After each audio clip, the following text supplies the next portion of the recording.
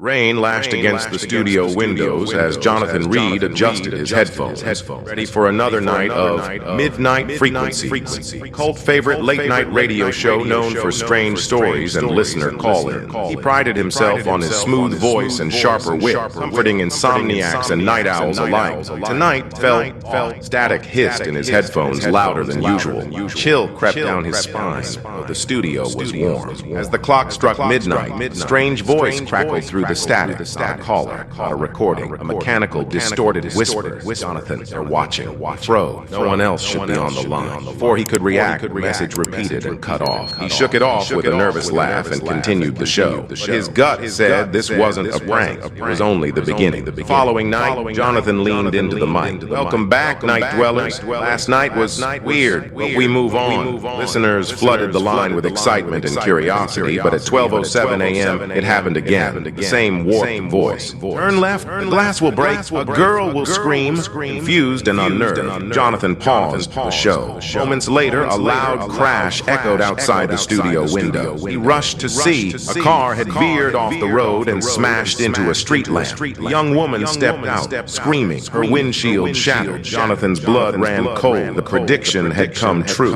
Word for word, he replayed the broadcast. The voice was gone, scrubbed clean. His producer swore they didn't hear anything strange. Jonathan couldn't explain it, but he knew one thing. Someone, or something, was speaking directly to him. Night after night, the strange messages returned. Each cryptic line seemed random at first, like coded riddles whispered in broken tones. The red door opens, the bird flies east, blood stains the stairs. But within minutes, the news would break. A break-in at a nearby apartment with a red door, the victim found on the stairs. Listeners were none the wiser. The audio never stayed in the recording. Only Jonathan heard them. His anxiety grew. He started dreading the broadcasts, each one a countdown to the next horror. He tried warning the audience once, reading the message aloud before it happened. Nothing changed. It still occurred exactly as foretold. It was as if the messages were part of reality itself, fixed and inevitable. Somehow, he was the vessel. Jonathan dove into the technical side, determined to find a source. He had the station's engineers sweep the equipment. No bugs, no frequencies bleeding in. He brought in his own gear, spectrum analyzers, EMF meters, even a psychic his intern jokingly suggested. Nothing made sense. He tried isolating the signal. Every time the message began, it came from every speaker at once. Left, right, mono, stereo, didn't matter. Even worse, when he recorded one message on his phone, he played it back only to hear his own voice speaking it. He played it again. It was gone. That night, the whisper said, "There is no source. You are the signal." Jonathan's hands trembled. If there was no origin, then the voice was inside him. The messages changed tone. No longer vague or random. They were personal, intimate. "You lied to Melissa. She never forgave you." Jonathan's heart stopped. Melissa was his late fiancée. No one knew about their last fight before her car crash. "You ignored your father's final call. Regret is your prison." Tears welled in his eyes. He hadn't told a soul. Each night, a new wound was torn open. The whispers knew him inside and out. Regrets he buried deep were now aired like dirty laundry. He tried shutting the show down.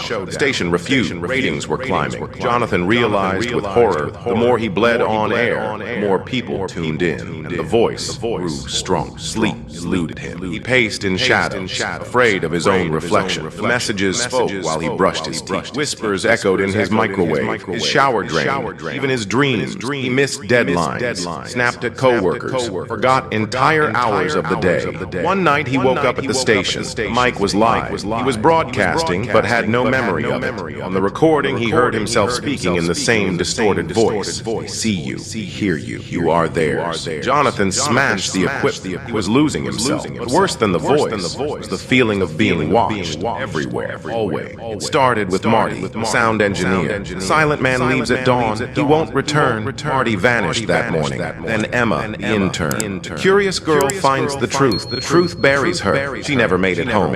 Each disappearance mirrored a message. Jonathan tried calling the police, but no bodies, no signs, nothing to investigate, just absence. Soon the studio empty. Only Jonathan remained. The whispers louder. He realized the message wasn't just a prediction. It was a curse, trigger. Everyone close to him was marked by proximity, by association, by him. One night, the message was clear. You are the vessel, the voice, the frequency. Jonathan asked aloud, "What do you want from me?" The lights flickered. We heard.